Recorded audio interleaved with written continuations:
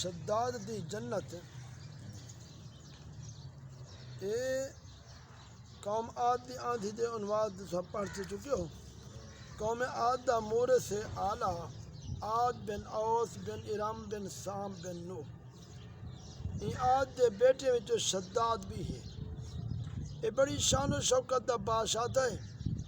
یہ اپنے وقت دے تمام بادشاہیں کو اپنے جھنڈے دے تلے جمع کرتے سب کو اپنا مطیع فرما بردار بنا کے تھا.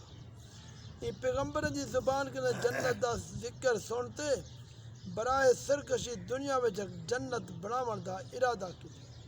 یہ ارادے نے ایک محمدہ شہر بنائے جن دے محل سونے چاندی دے انٹے نال تعمیر کیتے گئے.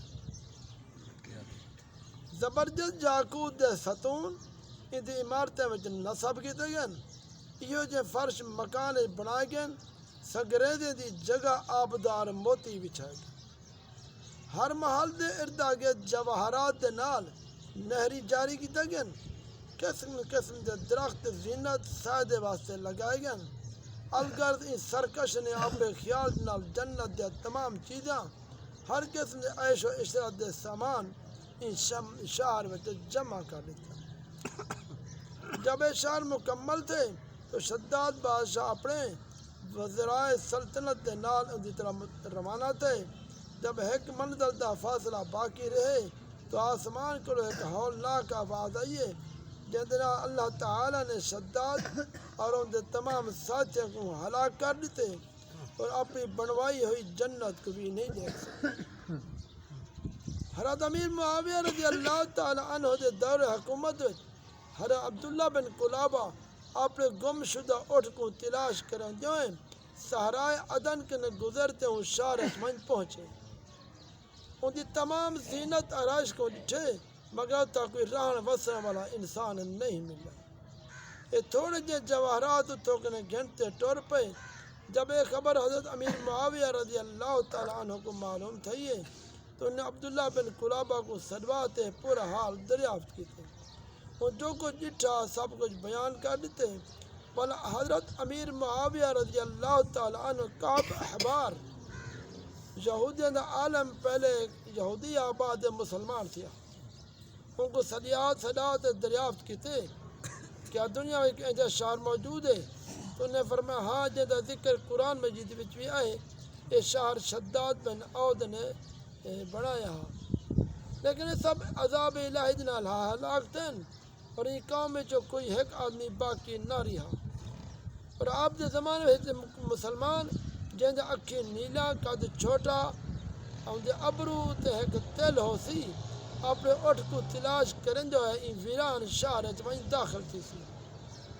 اتنے وچ عبداللہ بن قلابہ آگے تو کعب احبار نے کو دیکھتے فرمایا اللہ دی قسم ایہو شخص ہے جو شداد دی بنائی ہوئی جنت کو دیکھ سی وہ ایہو شخص ہے.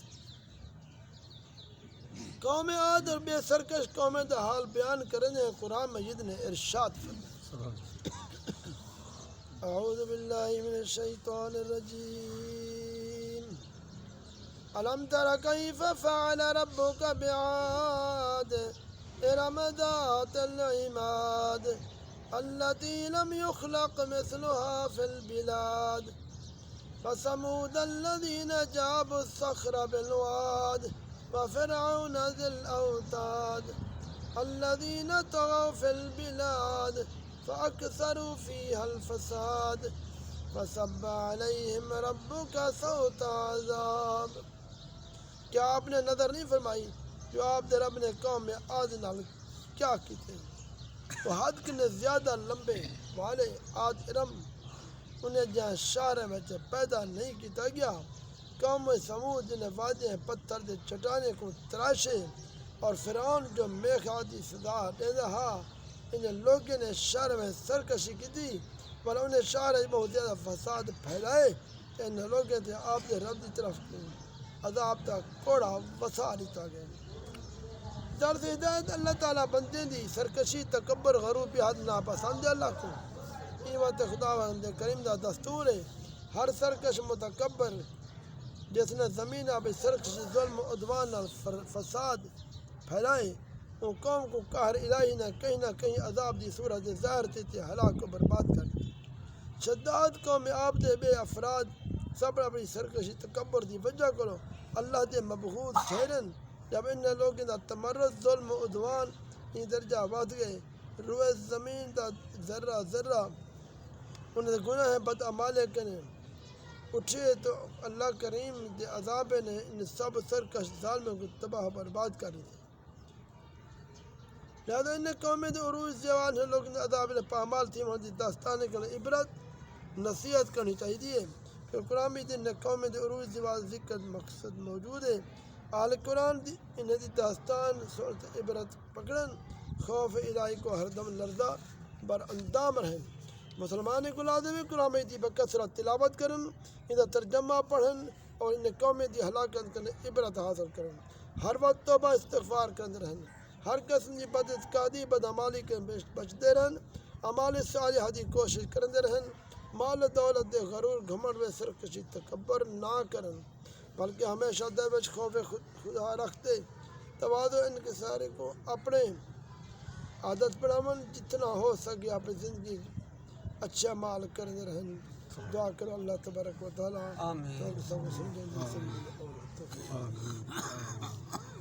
آمین